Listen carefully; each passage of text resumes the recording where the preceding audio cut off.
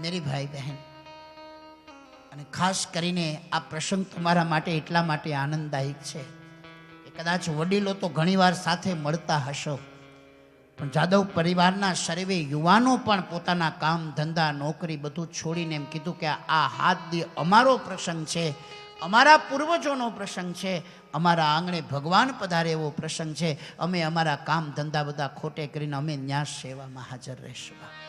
આ યુવાનો આવે ને એ મહત્વનું છે.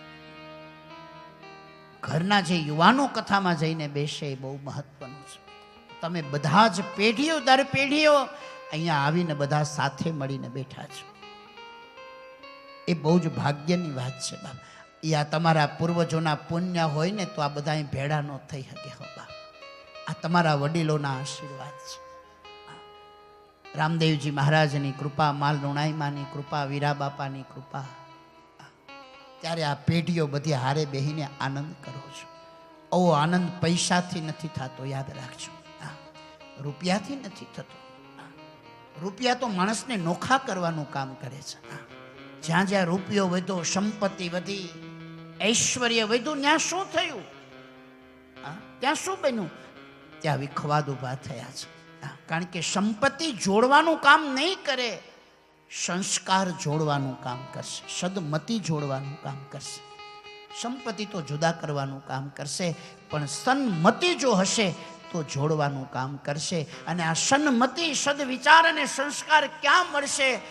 તો કે કોઈ આવા ભાગવતના સત્સંગમાં જઈને બેસશું ત્યારે આપણામાં સંસ્કારો આવશે.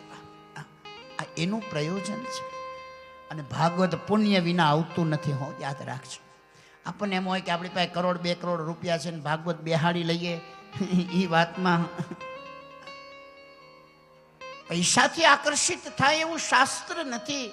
આ તમારા પુણ્ય અને તમારા હૃદયની કરેલી ભક્તિથી આકર્ષિત થાય છે. હા, પૈસો જરૂરી, વ્યવસ્થા માટે જરૂરી છે, બાકી ભાગવત માટે મહત્વનું નથી. આ તો તમારા પેઢીઓના પુણ્ય, હયાત પેઢીનું પણ એટલું પુણ્ય, તમારું પણ સત્કર્મ હશે ત્યારે તમારા વડવાઓએ તમને નિમિત્ત બનાવીને આવો સદવિચાર આપ્યો છે કે આપણે આખા કુટુંબને એક તાતણે બાંધીએ. આ બહુ જ મહાવિચાર છે. અને ધર્મ જોડવાનું કામ કરે છે. અત્યારે આખી પેઢીઓ અહીં બેઠી છે, બાકી ક્યાં કોઈ પાસે ટાઈમ છે? કોઈ પાસે સમય નથી. કારણ કે આ એમાં માણસનો પોતાનો દોષ નથી. કારણ કે આ યુગ જ એવો છે કે માણસને સતત દોડતું રહેવું પડે છે, સતત ને સતત દોડતું રહેવું પડે છે.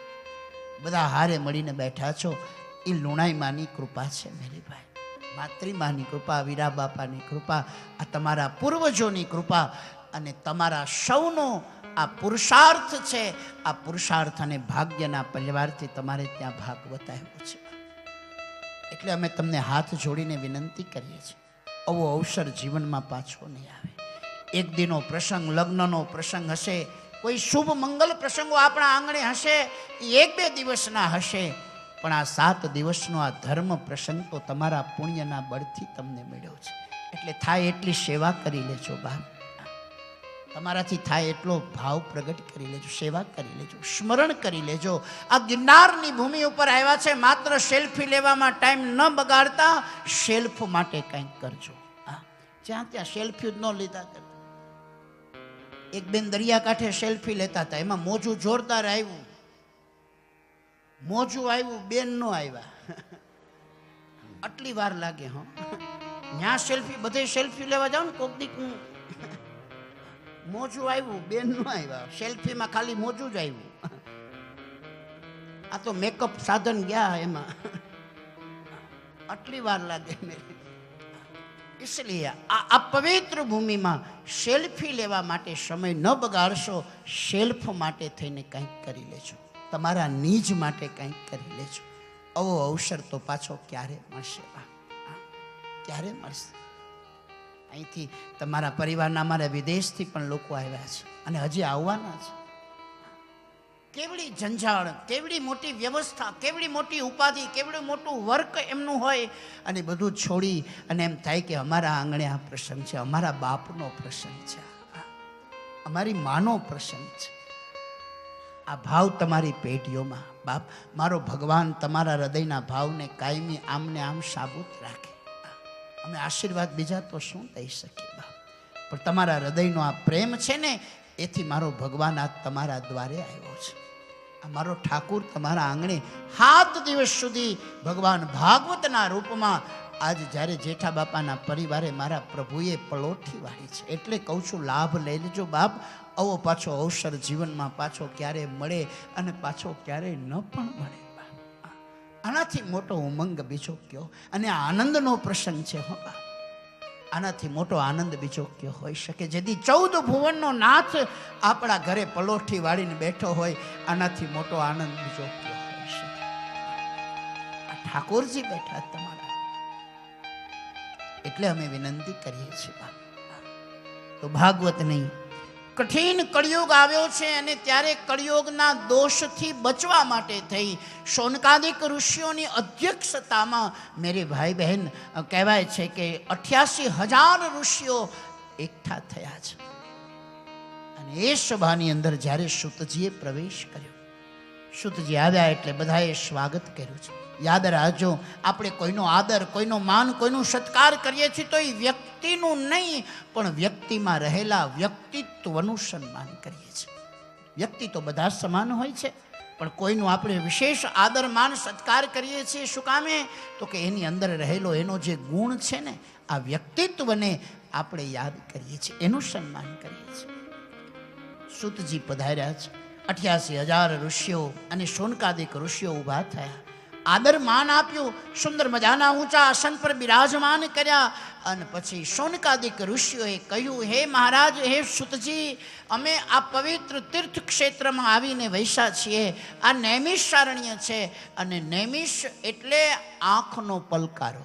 નિમિષ, આંખનો જે પલકારો આપણો થાય ને એને નિમિષ કહેવાય. અને આ જે અરણ્ય છે કેવું? તો કે નૈમિષારણ્ય. એનો અર્થ છે કે આ સત્સંગ પણ કેવો છે? તો કે એ આંખના પલકારા જેવો છે.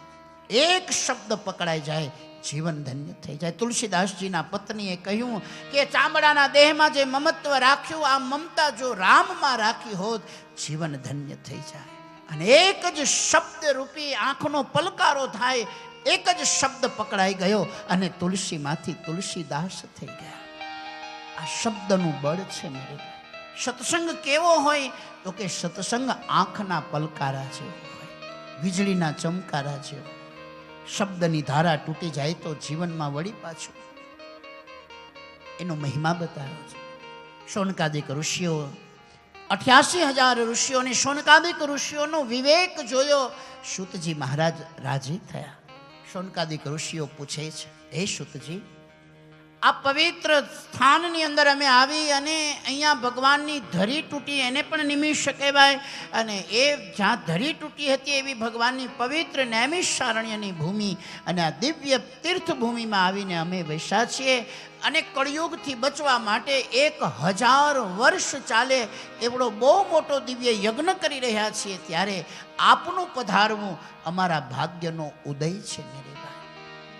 અમે આપને વિનંતી કરીએ છીએ, અમારા પ્રશ્નોનું અંદરથી જે જાગેલા જે પ્રશ્ન છે એનું આપ સમાધાન કરો. 6 પ્રશ્ન સુખદેવજી મહારાજ, સૂતજી મહારાજને શૌનકાદિક ઋષિઓએ પૂછ્યા છે.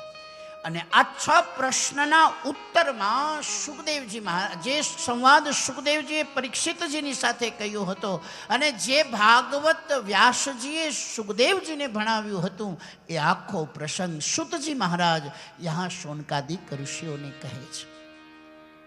આ ભાગવત છે ને, આમ બહુ આડાઅવડું છે, એને સીધું કરવું પડે, નહીતર આપણે ગોટે ચડી જાય કે આમાં કયો સંવાદ ને ક્યાં શું ચર્ચા. ભાગવતામ, વિદ્વજનોની ભાગવતમાં પરીક્ષા છે એવું ભાગવતકાર કહે છે મેરી ભાઈ. તો કહેવાનો અર્થ છે, શૌનકાદિક ઋષિઓ આજ સૂતજી મહારાજને પ્રશ્ન કરે કે અમે અહીંયા 1000 વર્ષ ચાલે એવો યજ્ઞ અનુષ્ઠાન કરીએ છીએ અને આ યજ્ઞશાળામાં આપનું આવવું અમારું સૌભાગ્ય છે. અમે આપને વિનંતી કરીએ છીએ કે જાજો સમય તો અમારી પાસે છે નહીં, એટલે સમસ્ત શાસ્ત્રોને સાંભળી શકીએ એટલો સમય અમારી પાસે નથી, પણ અમે આપને વિનંતી કરીએ છીએ કે સકલ શાસ્ત્રનું જે સાર તત્વ છે, આ સાર તત્વ અમને કહો, અમે તો સારગ્રાહી છીએ. આખા બધા શાસ્ત્રો વાંચવાની જરૂર નહીં, પણ દરેક શાસ્ત્રનું જે સાર તત્વ છે એ સાર તત્વ અમારી સામે પ્રગટ કરો, એટલે બધા શાસ્ત્રો સમજી જવાશે. મેરી ભાઈ બહેન, સુંદર મજાનું દર્શન કરતા શુતજી રાજી થયા. શૌનકાદિક ઋષિઓએ 6 પ્રશ્ન પૂછ્યા છે. પહેલો પ્રશ્ન શૌનકાદિક ઋષિઓએ પૂછ્યો છે, મનુષ્યો માટે કલ્યાણનું સીધું સાદું અને સરળ સાધન કયું? બીજો પ્રશ્ન પૂછ્યો, ભગવાને પ્રાણીઓની રક્ષા કરવા માટે વસુદેવને ત્યાં કૃષ્ણ અને બલરામના રૂપમાં ભગવાન અવતરિત થયા છે, આ લીલાનું વર્ણન અમારી સામે કરો. ત્રીજો પ્રશ્ન પૂછ્યો છે, ગંગાજળ તો નિત્ય સેવન કરીએ ત્યારે પવિત્ર કરે છે, પણ પરમાત્માના ભક્તો તો દર્શન માત્રથી જ પવિત્ર કરે છે.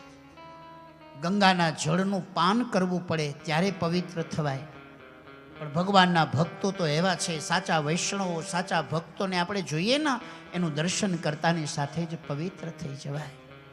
અને એવા ભગવાનના પરમ પ્રિય ભક્તો કે જેનું દર્શન માત્ર જ મારા ને તમારા દોષને મિટાવી દે, આવા પરમાત્માના પરમ ભક્તો પણ જે લીલાનું વર્ણન કરે છે એ ભગવાનના ગુણાનુવાદ અમારે સાંભળવા છે. મુનિઓ પણ જે ભગવાનના કીર્તન લીલાનું ગાન કરે અમારે સાંભળવું છે. અને ચોથો પ્રશ્ન પૂછ્યો છે, પરમાત્માએ પોતાની સ્વેચ્છાથી જ માયા વડે આ ભગવાને સૃષ્ટિ ઉપર જે લીલાઓ કરી, અવતાર લીલાઓ કરી, આ અવતાર લીલાઓનું ચરિત્ર આપ અમને સમજાવો. પાંચમો પ્રશ્ન કર્યો છે, કેશવ અને બલરામ માયા વડે ગુપ્ત રહી અને જે રીતે ભગવાને અવતાર ધારણ કરી અને માનવીથી ન થઈ શકે એવા બુદ્ધિને અચંબિત કરી દે એવી ભગવાને જે વિધવિધ લીલાઓ કરી છે, આ લીલાઓનું અમને દર્શન કરાવો.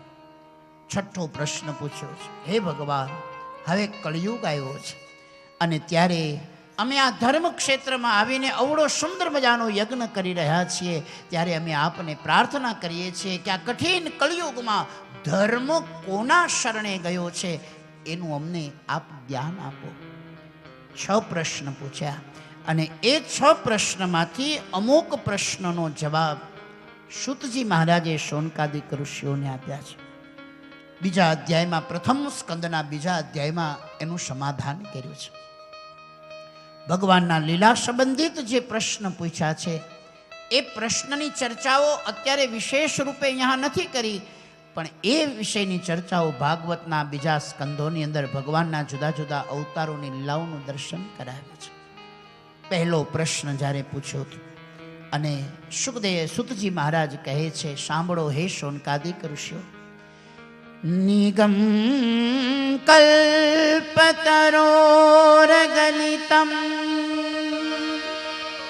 ફલમ સુખામુખાદ મૃતદ્રવ સંયુતમ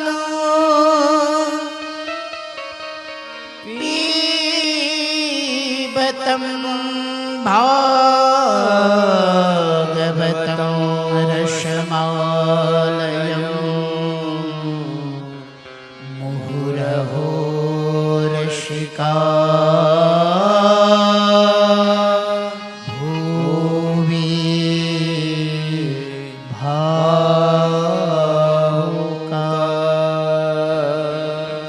નિગમ કલ્પતરોરગલિતમ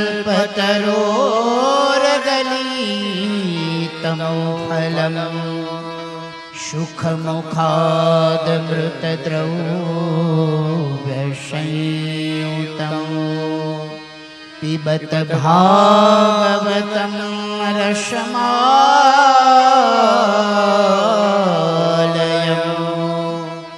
મુહુરહો રસિકા ભુવિ ભાવુકા.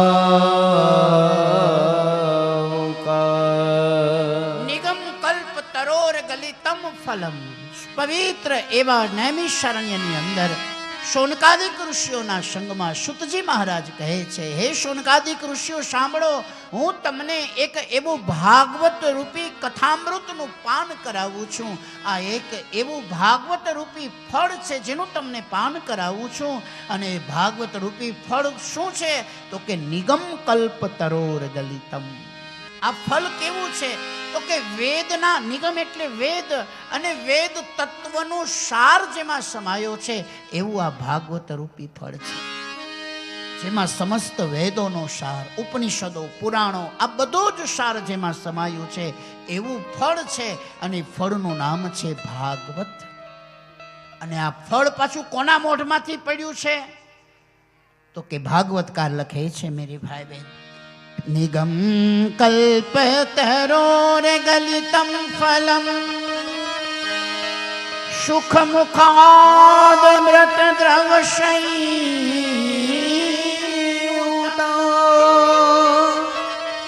આ ભાગવત રૂપી જે ફળ છે, અને આ ભાગવત રૂપી ફળ કોના મોઢામાંથી પડ્યું છે? તો કે સુખ મુખાદ દ્રવશયી, સુખદેવજીના મોઢામાંથી પડેલું ફળ છે. સંસ્કૃતમાં પોપટને શુક કહેવાય. અને આપણે બધા ગામડાની સંસ્કૃતિ સાથે જોડાયેલા છીએ.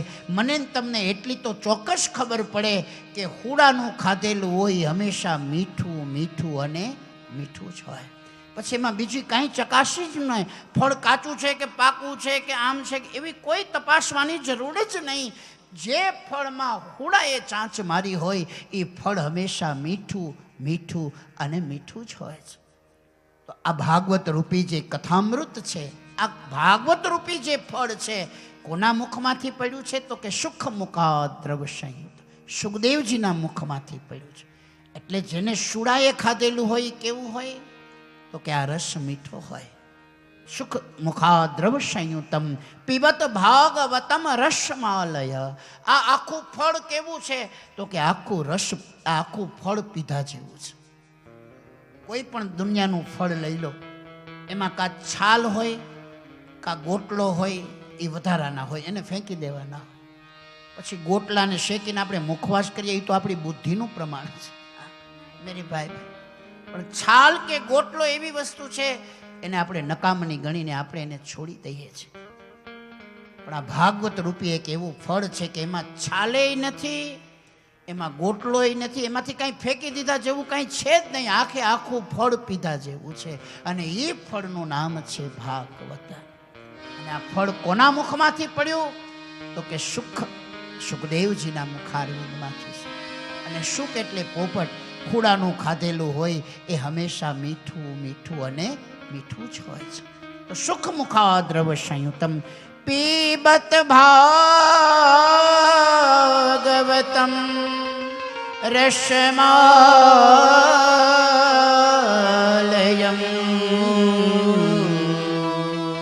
મુહુરહો રસિકા ભુવિ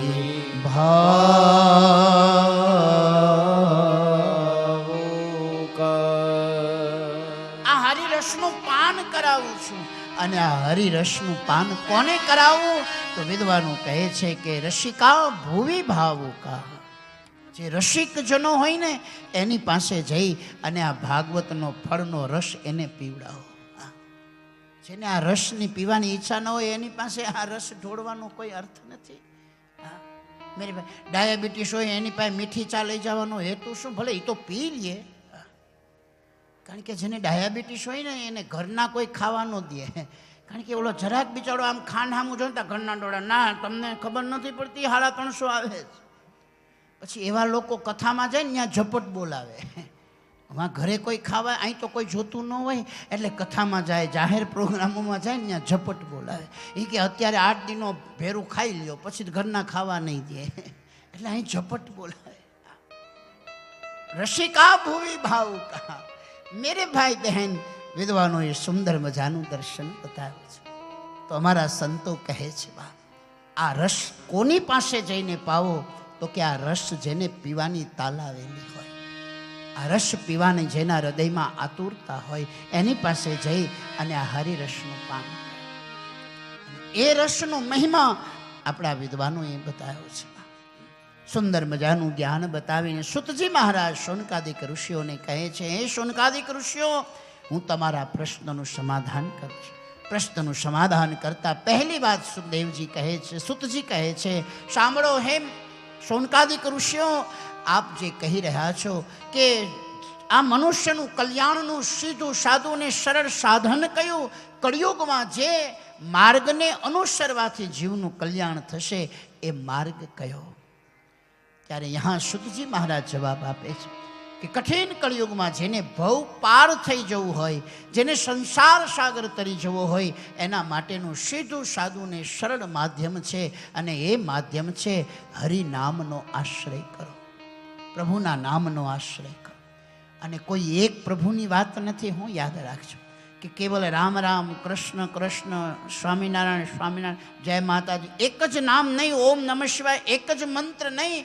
આપણી પરંપરામાં મને ને તમને આપણા શ્રી ગુરુદેવે જે મંત્રનું દાન કર્યું છે, આ મંત્રનો શ્રદ્ધા ને વિશ્વાસ સાથે કળિયુગમાં જપ કરવો એ મનુષ્યનું સીધું સાદું ને સરળ તરવાનું માધ્યમ છે.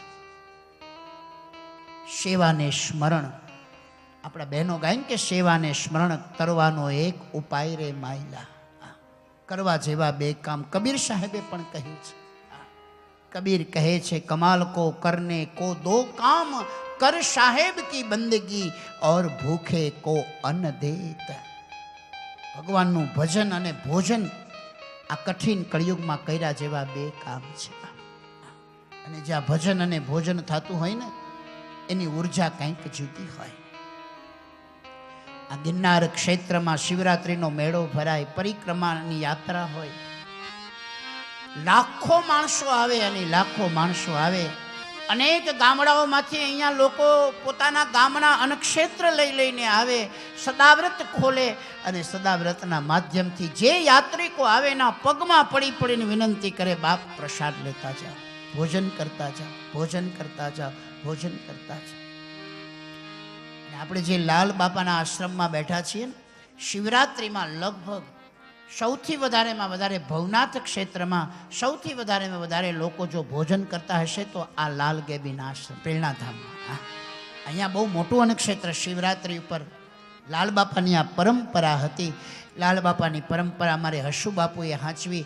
હસુબાપુની પરંપરા, લાલ બાપા અને હસુબાપુની પરંપરા અત્યારે અમારે લાલજી મહારાજ સાચવી. શિવરાત્રિ ઉપર અહીંયા બહુ મોટું અન્નક્ષેત્ર હોય અને રોજના હજારો માણસો આ પાવન પ્રેરણાધામમાં પ્રસાદ ગ્રહણ કરે. કેટલા બધા અન્નક્ષેત્રો આ ગિરનાર ક્ષેત્રમાં ચાલે.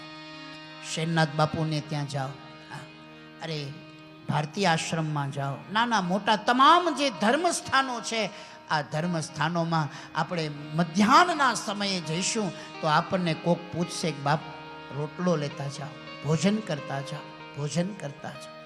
ભોજન અને ભજન આ કઠિન કળિયુગમાં કરવા જેવા બે કામ છે. કદાચ ભોજન ન કરાવી શકીએ તો ભજન તો ચોક્કસ કરો. ભોજન ન કરાવી શકીએ તો ભજન તો ચોક્કસ.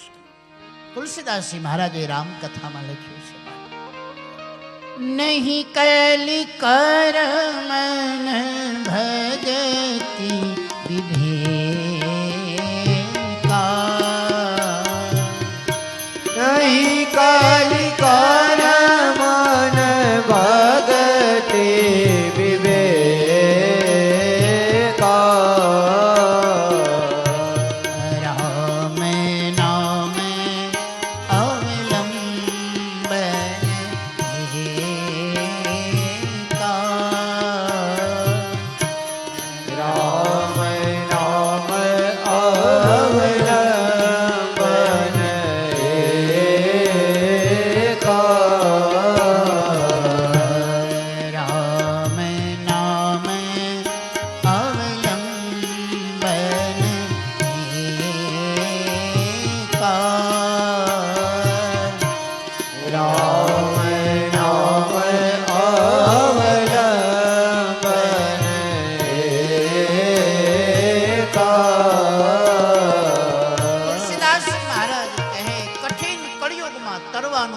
સીધું સરળ માધ્યમ છે અને એનું નામ છે પ્રભુના નામનો આશ્રય કરો. અરે પૂજ્ય મોરારી બાપુ એમ કહે કે જેના હાથમાં બેરખો એને આઠે પ્રહર લેરખો. જે ભગવાનનું સ્મરણ કરે એને આઠે પ્રહર આનંદ આનંદ અને આનંદ હોય. સવારમાં ઉઠી જોજો, રાતે સૂતી વખતે જે ભગવાનનું નામ લઈને હુવે ને એ સવારે ઉઠે ત્યારે આનંદમાં જ હોય. નહીંતર ઓલા કેરોસીનના રાજદૂત પેલા ગામડામાં ન આવતા, શિયાળામાં ઠરી જાય પછી ઘડીકમાં ઉપડે નહીં. એ ઓલો જે ગાડી ઉપાડતો હોય ને એને બિચારાને પરસ્યો વળી જાય તોય રાજદૂત ઘડીકમાં તપે નહીં. પેલા એવા દેશી રાજદૂત હતા, ભાઈઓને ખબર હોય પેલાના સમય કેરોસીનના રાજદૂત હતા. એમ જે રાત્રિના સમયે ભજન કરતા કરતા ન સૂતા હોય, આખા દેશની, આખા ગામની, આખી નાયતની ને ઘરની ઉપાધિ કરીને સૂતા હોય, એ સવારમાં ઉઠે પછી મોજમાં ન હોય, એનું મોઢું ચડેલું હોય. આમ ઘડીકમાં ધીરે ધીરે ગાડી તપે, પહેલાં ચા પીવે ને આમ કરે ને આમ કરે, પછી ધીરે ધીરે ધીરે ધીરે ધીરે માંડ કાંઈક ફ્રેશ થવા હોય તો થાય, નકર 12 વાગ્યા સુધી એમને માટા માર્યા. પણ રાત્રિના સમયે ભજન કરતા કરતા જે હુવે એ સવારે ઉઠશે તોય નાચતા હશે, એ આનંદમાં હશે. પ્રભુના નામનો એવો મહિમા છે, એની પોતાની એક ઉર્જા છે. જેમ જ્યાં સુધી લેમ્પ ચાલુ ન કરીએ ત્યાં સુધી અંધારું દૂર ન થાય અને પ્રકાશ ન થાય, એમ જ્યાં સુધી ભજન ન થાય ત્યાં સુધી હૃદયમાં ઉર્મિઓ અને આનંદ પ્રગટ ન થાય. ભજન જે કરતા હશે ને એના ચહેરા ઉપર તમે જોજો આનંદમાં હોય, અને અમુકના મોઢા બિચારાના ચડેલા હોય, અને જેના મોઢા ચડેલા હોય યાદ રાખજો એ અનેક રોગના ભોગ બને છે. એટલે જેને રોગથી બચવું હોય એને હસતું રહેવું, મોજમાં રહેવું, આનંદ. બહુ ખોટી ઉપાધિ લઈને ફરવું નહીં, બહુ માથે પાઘડા ઓનું હું થાય હવનું થઈ જાય, ટાણું આવે તો હવનું થઈ જ જાય.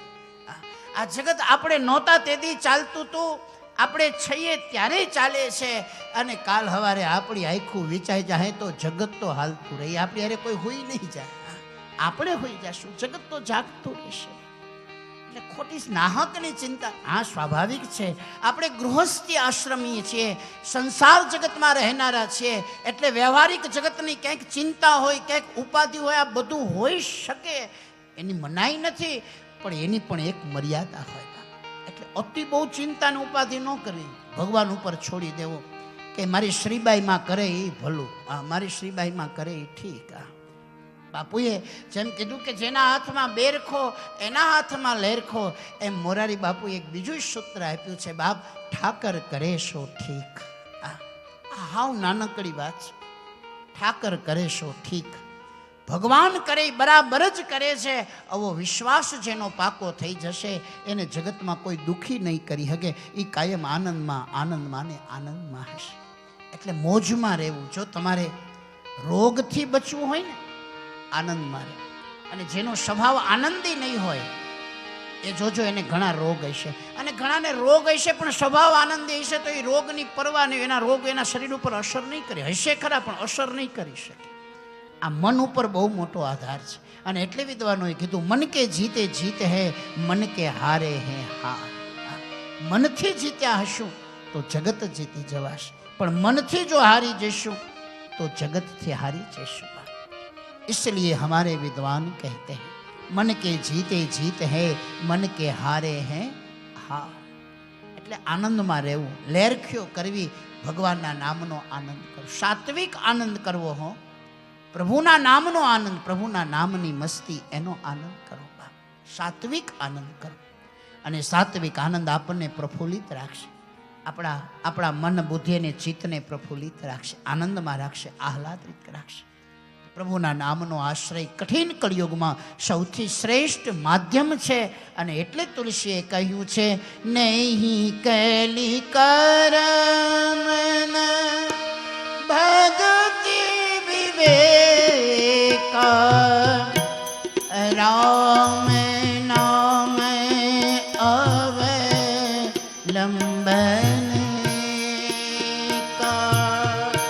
નહીં કલી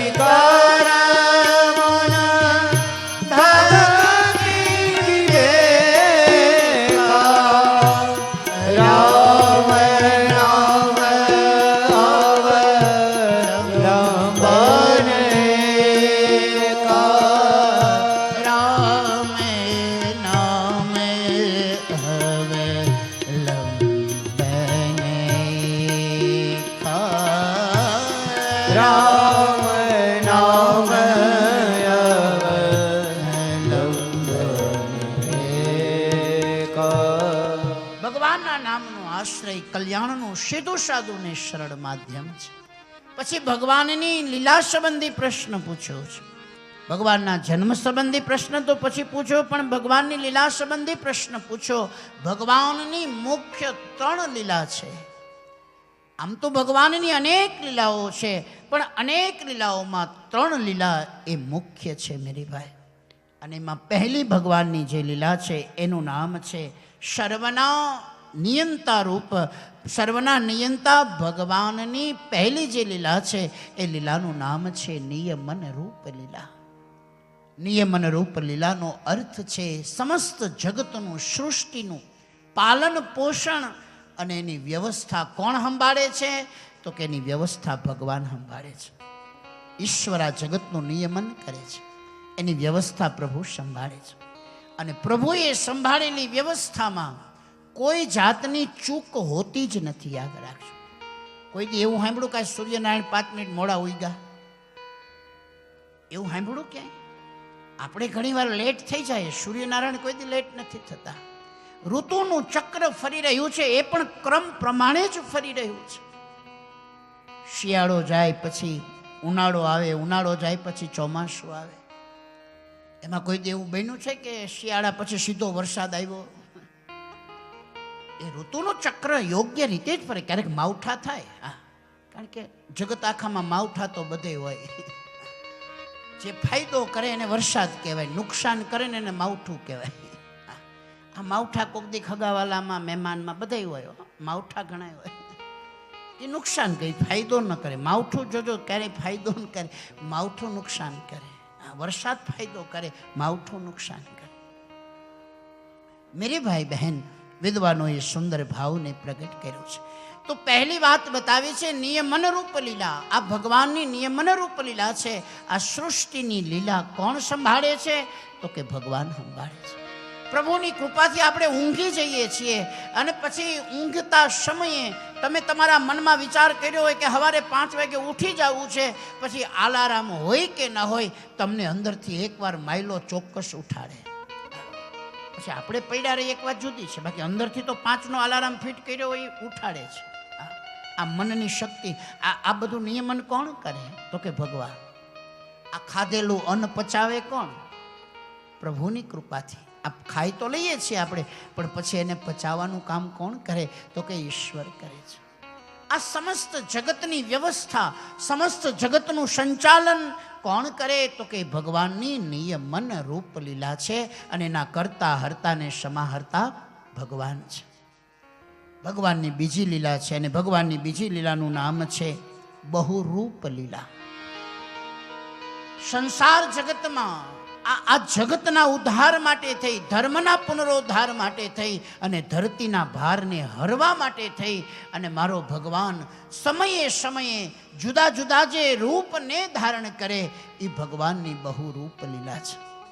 આ જુદા જુદા ભગવાનના બહુરૂપ લીલા છે. જ્યારે સમાજને મર્યાદાની આવશ્યકતા હતી તો મર્યાદા પુરુષોત્તમ રામ બનીને આવે. એ જ જગતને જ્યારે પ્રેમ તત્વની આવશ્યકતા છે ત્યારે ભગવાન પૂર્ણ પુરુષોત્તમ કૃષ્ણના રૂપમાં પ્રભુ પધારે છે.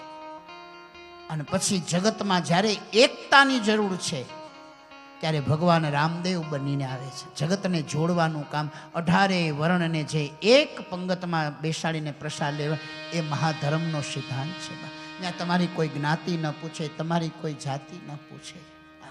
બધામાં એ જ બ્રહ્મ સમાય, બધામાં એ જ પ્રભુ સમાયો છે. આ વિરાટ. તો જ્યારે આવશ્યકતા સમાજમાં એકતાની થઈ ત્યારે ભગવાન રામદેવજી આવે છે.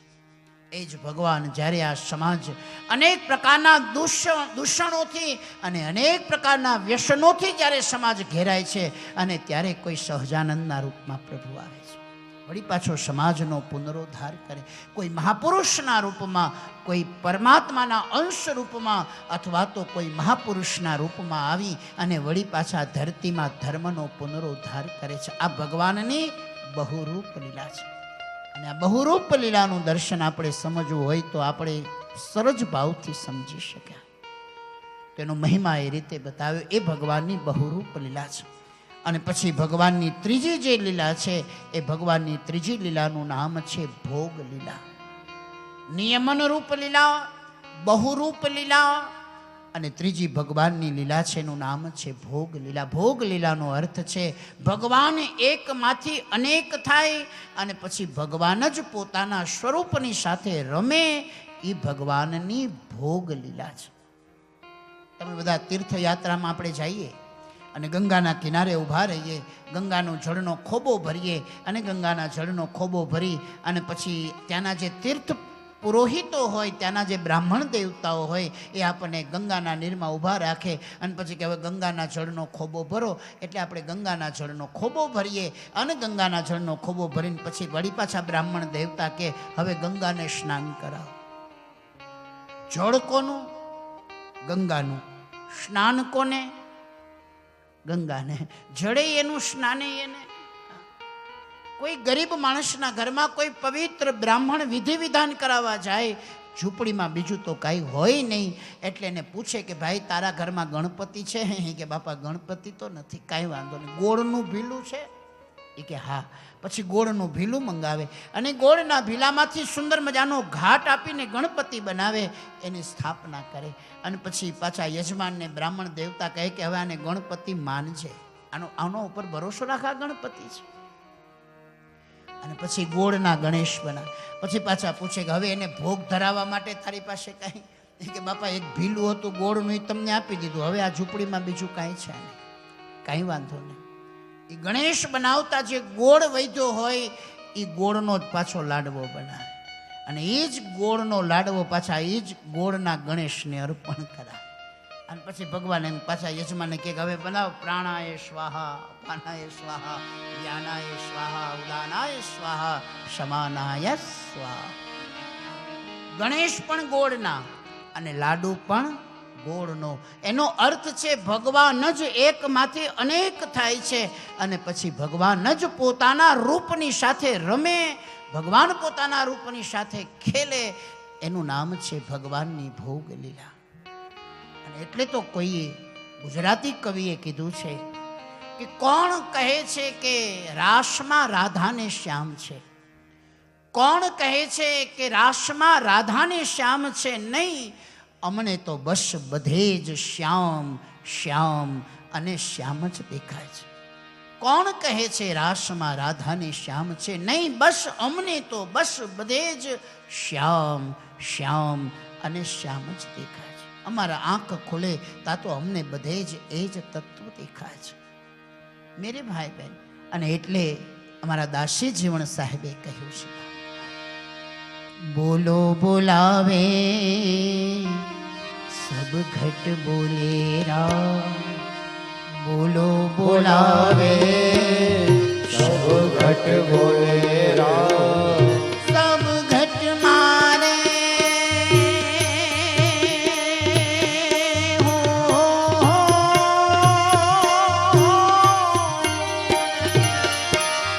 સબ ઘટ મારે સંગ્રહીઓ સમાન, સબ ઘટ મારે સાઈ રહીયો સમાન.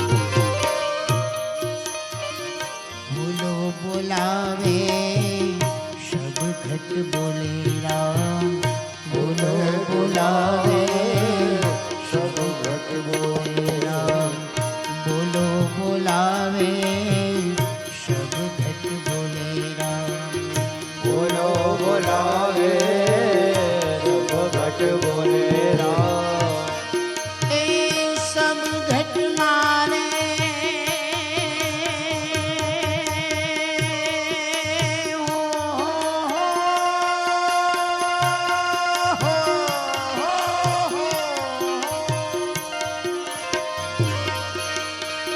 सब घट मारे साई रही हो समान सब घट मारे साई रही ओ समान जिया जेवो किया तेवो जिया देवो दिया देवो फिर करीने थाना दिया रे ठहराए फिर કરીને ઠાણા દિયા રે પેડા जनन जनन जनन जनन जनन जनन जन जालरी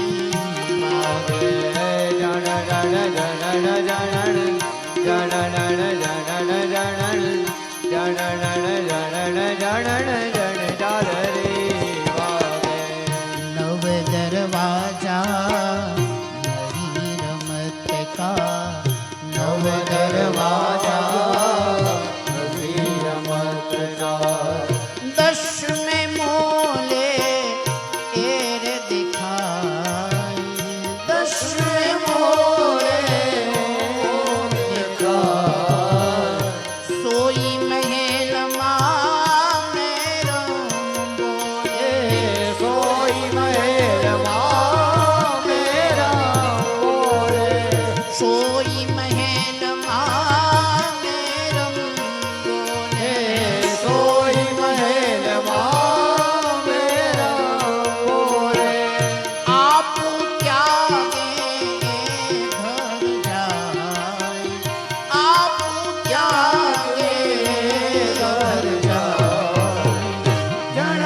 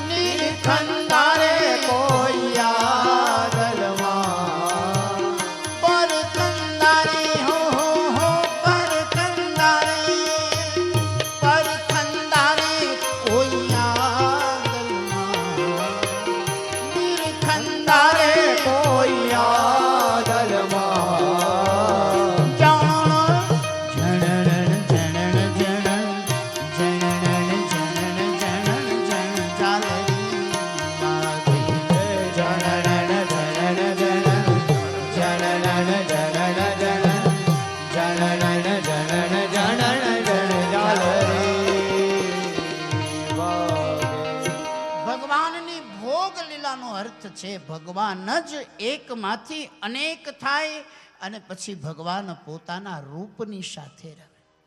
અને એટલે यहाँ દાસી જીવણ સાહેબે લખ્યું છે, બોલો બોલાવે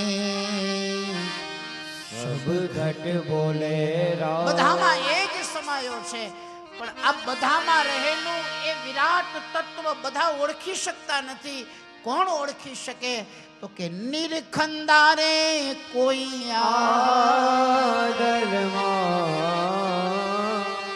પરખંદારે કોઈ आदरमा જણન જણન જણન જણ જાદરી વાગે અંદર એ જ સમાયો છે જે બહાર સમાયો છે અને એ જ બધા જ ઘટમાં બોલે છે.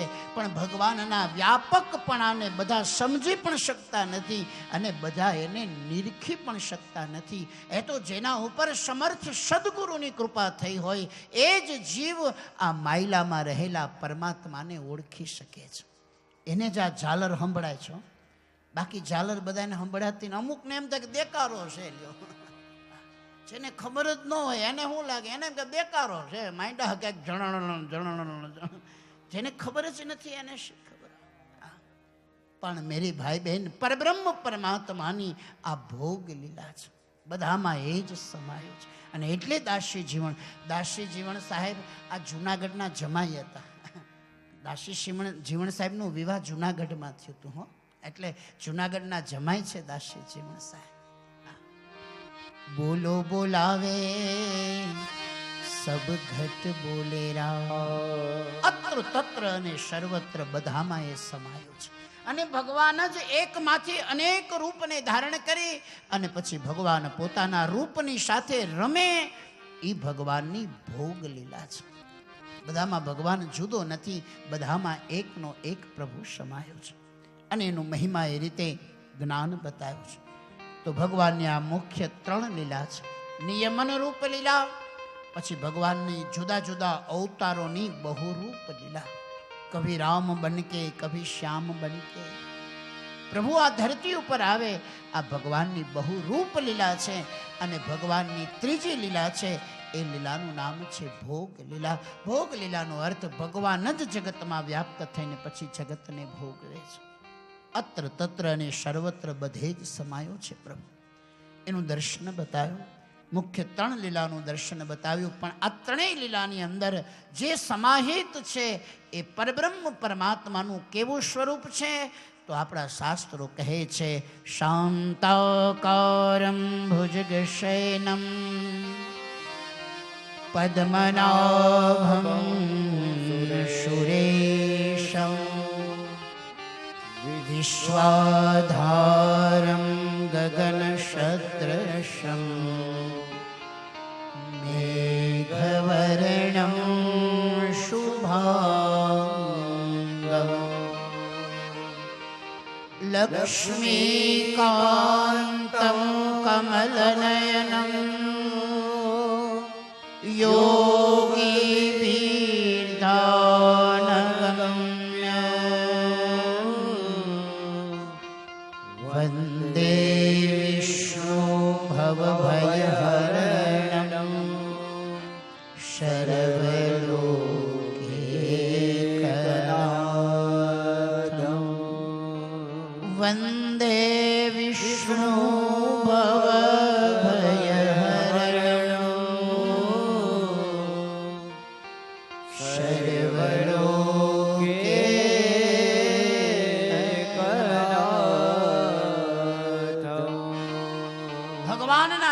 સ્વરૂપનો મહિમા એ રીતે આપણી સામે શાસ્ત્રકારો કહ્યું છે. ભગવાનના દિવ્ય મહિમાનું જ્ઞાન બતાવ્યું. ભગવાનની ભોગ લીલા નિયમન, બહુરૂપ અને ભોગ લીલા ભગવાનની મુખ્ય છે. ભગવાન જુદા જુદા અવતાર લઈ અને અવતાર લીલાને ધારણ કરે છે, એનો મહિમા બતાવ્યો છે. અને ભગવાનના અવતારો અમુક બ્રાહ્મણો માટે, અમુક ક્ષાત્ર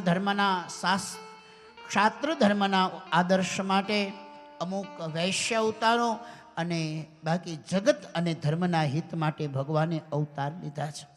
એનું સુંદર મજાનું દર્શન બતાવ્યું. અને પછી શૌનક મુનિના ચોથા પ્રશ્નનો ઉત્તર સુતે રીતે આપ્યો છે. ભગવાનના જન્મ અવતાર લીલાઓની કથા કહી છે. અને પછી છઠ્ઠા પ્રશ્નનો જવાબ આપતા કહે છે, હે ઋષિઓ, તમે ધન્ય છો. કળિયુગના સંતપ્ત લોકોના ઉદ્ધાર માટે ભગવાન વેદ વ્યાસે આ મહાપુરાણની રચના કરી છે. સર્વ વેદો અને ઇતિહાસોનું, પુરાણો અને નિગમોનું જે સાર તત્વ છે એનું નામ છે ભાગવત. અને આ ભાગવત કઈ રીતે પ્રગટ થયું, તો વિદ્વાનો કહે છે કે એક વખત ભગવાનના પ્રિય, જેના હૃદયમાં ભાગવત અને ભક્તિ પ્રિય છે, સ્થિત છે, એવા ભક્તિ માર્ગના આચાર્ય એવા દેવર્ષિ નારદ એક વખત મૃત્યુલોક ઉપર પરિભ્રમણ કરી રહ્યા છે. પરિભ્રમણ કરતા કરતા દેવર્ષિ નારદ બદ્રિકાશ્રમમાં આવ્યા છે. અને બદ્રિકાશ્રમની પાવન હિમાલયની પવિત્ર ભૂમિમાં જ્યાં ભગવાન વેદ વ્યાસજીનો આશ્રમ છે. ભગવાનના 24 અવતારોમાં એક નારદજી પણ અવતાર ગણાયા છે અને વ્યાસ પણ અવતાર છે. ભગવાનનો જ્ઞાન અવતાર એ ભગવાનનો વ્યાસ અવતાર છે. અને ભગવાન વ્યાસ સુંદર મજાના બદ્રિકાશ્રમના પવિત્ર ભૂમિની અંદર રહી અને પ્રભુનું આરાધન કરે છે. વેદ અને શાસ્ત્રો અને એનો વિસ્તાર કરી અને જગતને મહાજ્ઞાન, ભક્તિ અને વૈરાગ્ય આપવાનો પ્રયાસ કરી રહ્યા છે. એવા પવિત્ર બદ્રિકાશ્રમની અંદર, વ્યાસજીના આશ્રમની અંદર નારદજી અને વ્યાસજીનું મિલન થાય છે. વ્યાસજીને ઉદાસ જોયા, નારદજીને પણ આશ્ચર્ય થયું અને વ્યાસજીએ નારદજીને પ્રશ્ન કર્યો છે, હે દેવર્ષિ, મારા મનમાં એક પ્રશ્ન છે. મેં 17 વેદોના પહેલા તો વિભાગ કર્યા અને વેદોના વિભાગ કરી પછી ઉપનિષદો પછી મહાપુરાણો પછી પુરાણ અને પછી ઇતિહાસ આદિ બધી ભગવાનના ગુણાનુવાદને ખૂબ મેં ગાયો. 17 પુરાણોની રચના કરી અને 17 પુરાણની રચનાના માધ્યમથી ભગવાનના ખૂબ ગુણાનુવાદ ગાયા. પણ આ ગુણાનુવાદ ગાયા પછી હૃદયમાં મને જે શીતળતા મળવી જોઈએ, હૃદયમાં મને જે તૃપ્તિ, મને જે આનંદનો અનુભવ થવો જોઈએ, આ તૃપ્તિ અને આનંદ મળતો નથી. આપણને પ્રમાણ તો મળવું જોઈએ ને. આપણને એમ થાય કે શિયાળો આવ્યો, પણ એનું પ્રમાણ તો કે મંડે ઠંડી લાગવા, એટલે એનું પ્રમાણ છે કે હવે શિયાળો આવ્યો, ગરમી થવા લાગે ઉનાળો. વ્યાસજી કહે છે કે મેં ભગવાનના ખૂબ ગુણાનુવાદ ગાયા, પણ ગુણાનુવાદ ગાયા પછી હૃદયમાં જે આનંદ પ્રગટ થવો જોઈએ, આનંદ પ્રગટ થતો નથી. એની પાછળનું પ્રયોજન શું? હું ઉદાસ રહું છું, મારી ઉદાસીનતાનું કારણ શું? એટલે નારદજી વ્યાસજીને કહે છે, હે વ્યાસજી, ક્ષમા કરજો, આપે વેદોનો વિસ્તાર કર્યો અને એક વેદમાંથી 4 વિભાગ કરી ઉત્તમ આપના 4 શિષ્યોને આપ વેદ ભણાવી અને જગતની અંદર આ વેદના જ્ઞાનને આપે જગતને અર્પણ કર્યું છે. વળી 17 પુરાણોની રચના કરી. પણ હે વ્યાસજી, તમે આટલા ભગવાનના ગુણાનુવાદ ગાયા પછી તમને જે શાંતિ મળવી જોઈએ, જે આનંદ થવો જોઈએ, આનંદ મળતો નથી. એની પાછળનું કારણ શું?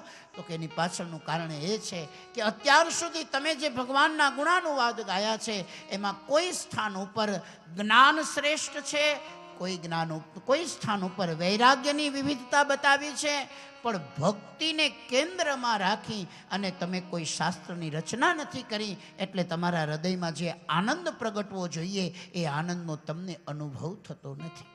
કારણ તો કે જ્ઞાન માર્ગ અને વૈરાગ્ય માર્ગ બે એવા માર્ગ છે કે એ માર્ગમાં ક્યાંક અહંકાર ઉત્પન્ન થાય. જ્ઞાનનો પણ અહંકાર આવે કે હું આટલું જાણું છું, મને એટલી ખબર છે. ઘણા લોકો નથી કહેતા મને એ કે ગીતાજીના 18 અધ્યાય મને કંઠસ્થ છે. ઘણા લોકો એમ બોલતા. ઘણા લોકોને હનુમાન ચાલીસા મોઢે હોય, ઘણા લોકો કે મને હનુમાન ચાલીસા મોઢે છે, અને બોલતા હોય ને ત્યાં બીજા જેને ન આવડતો હોય ને નામ જોઈને બોલતા હનુમાન ચાલીસા નથી. આ અહંકાર છે. આપણને આવડે છે ને બીજાને નથી આવડતું, માણસ જોરથી બોલે. જેને આવડતું ને જોરથી બોલે, એ બીજા ઉપર પ્રભાવ પાથરવા માંગતા હોય ઘણા લોકો. કે તમને નથી આવડતા, જો આમ બોલાય. આ એક જાતનો અહંકાર છે. આ સૂક્ષ્મ દેખાતો નથી પણ સૂક્ષ્મ અહંકાર છે. મેરી ભાઈ, જ્ઞાન માર્ગ અને વૈરાગ્ય માર્ગ એવા છે જે એની હારે અહંકાર આવી શકે જો ગુરુ કૃપાથી ન મળ્યા હોય તો. વિદ્વાનું તો અહંકાર પણ જ્ઞાન માર્ગથી અહંકાર આવે, વૈરાગ્ય માર્ગથી અહંકાર આવે. મેં એટલો ત્યાગ કર્યો, મેં એટલું છોડ્યું, એ વૈરાગ્ય માર્ગનો અહંકાર છે. મને એટલો ખ્યાલ છે, આટલા શાસ્ત્રો, આટલા વેદો, આટલા પુરાણો, આટલા ગીતાજીના 18 અધ્યાયના શ્લોક મને કંઠસ્થ. આ જ્ઞાન તત્વનો અહંકાર છે. એટલે વ્યાસજીને નારદજી કહે છે, તમે એવા શાસ્ત્રની રચના કરો કે જેના કેન્દ્રમાં જ્ઞાન અને વૈરાગ્ય તો હોય જ જે શાસ્ત્રમાં, પણ જ્ઞાન અને વૈરાગ્યની સાથે જેના કેન્દ્રમાં ભક્તિ પ્રબળ હોય એવા શાસ્ત્રની રચના કરો. અને એવા શાસ્ત્રની રચના કરો કે જેના કેન્દ્રમાં સ્વયં ભગવાન કૃષ્ણ હોય. કારણ કે કૃષ્ણનું સ્વરૂપ કેવું છે તો શાસ્ત્રકારોએ કહ્યું રસો વેશ. કૃષ્ણ કેવા છે તો કે કૃષ્ણ રસ રૂપ છે. અને એવા રસમય કૃષ્ણ જે શાસ્ત્રના પ્રાણ આધાર હોય એ શાસ્ત્ર પણ કેવું તો કે રસમય બની જાય. કારણ કે જેવા માણસના સંગમાં રહીએ ને એવો આપણો સ્વભાવ થઈ જાય. કોઈ આનંદી માણસ હોય, પ્રફુલ્લિત રહેનારો માણસ હોય, એની હારે મિત્રતા કરીએ તો આપણે આનંદમાં રહીએ. આપણે મિત્ર એ આપણને આનંદ આપે. કારણ કે અમુકની પ્રકૃતિ આનંદની હોય અને અમુકની પ્રકૃતિ ઉપાધિની હોય, ચિંતાની હોય. પાછો કંઈ લેવા દેવા વિનાની ઉપાધિ કરતો હોય. કંઈ ઉપાધિ હોય તો બરાબર, પણ પ્રકૃતિ હોય કે માણસ કોઈ દી સુખી. અમુક માણસો જગતમાં એવા છે એને તમે કોઈ દી ન સુખી કરી શકો. જગતમાં અમુક જીવોની પ્રકૃતિ એવી છે કે એને તમે ધારો તોય કોઈ દી દુઃખી ન કરી શકો. અમુકની પ્રકૃતિ જ એવી હોય એને તમે દુઃખી ન કરી શકો. અને અમુકની પ્રકૃતિ એવી હોય એને ગમે એમ આપણે કહીએ ને કે ભાઈ અમે આમ હાથમાં રાખ્યા હતા તોય વાંક કાઢ્યો. નકર હવારના પોરમાં વણેલા ગાંઠિયા, ચિપ્સ, ચટણી, મરચા, સંભારો આમ હાથમાં રાખ્યા એ કે તોય ગણાય કે એ બધું ઠીક, પણ સંભારામાં મીઠું નહોતું. લે હવે સંભારામાં નહોતું કે એ તો આપણે નક્કી કરવાનું. અમુકની પ્રકૃતિ એવી હોય એને તમે સુખી ન કરી શકો, અને અમુકની પ્રકૃતિ એવી હોય કે એને તમે દુઃખી ન કરી શકો. એને સવારમાં નાસ્તો મળે તોય મોજમાં, અને ન મળે તો એમ કે આજ મારા ઠાકુરે ઈચ્છા કરી છે કે આજ મારે અપવાહ કરવાનું હશે તોય આનંદમાં આવે. હવે એ માણસને કેમ દુઃખી કરી શકો? સુખ અને દુઃખ બહાર નથી, યાદ રાખજો. સુખ અને દુઃખ સ્વભાવમાં સમાયા છે. જો લેતા આવડે તો જગત સુખરૂપ છે, અને જો જીવતા ન આવડે તો જગત દુઃખનો ભાર છે. જો જીવતા ન આવડે બધું આપણા હાથની વાત છે. સુંદર મજાનું દર્શન સંતો બતાવી રહ્યા છે. તો પ્રકૃતિ ઘણાની એવી હોય એ સુખી ન થઈ શકે, ઘણાની પ્રકૃતિ એવી હોય એને જગતમાં કોઈ દુઃખી ન કરી શકે. તો ભગવાનની સુંદર મહિમાનું જ્ઞાન આપણી સામે બતા. યહાં વ્યાસજીની આમ ઉદાસીન ચહેરો જોયો. નારદજી તો આઠે પ્રહર નારાયણ નારાયણ કરતા નિજ મસ્તીમાં હોય. વ્યાસે 17 પુરાણોની રચના કર્યા પછી એના ચહેરા ઉપર આનંદ ન દેખાય. એટલે નારદજી કહે છે કે હવે તમે રસો વૈશ, કૃષ્ણ જેનો પ્રાણ આધાર હોય અને જેમાં મુખ્ય ભક્તિ હોય, જ્ઞાન પણ હોય, વૈરાગ્ય પણ હોય, પણ જેના કેન્દ્રમાં ભક્તિ અને કૃષ્ણ હોય એવા શાસ્ત્રની રચના કરો જે તમારા હૃદયમાં આનંદ આપશે. યાદ રાખજો, જ્ઞાન અને વૈરાગ્ય આનંદ ઘણીવાર ન આપે, પણ ભક્તિમાં તો ભારો ભાર આનંદ અને આનંદ ભર્યો છે.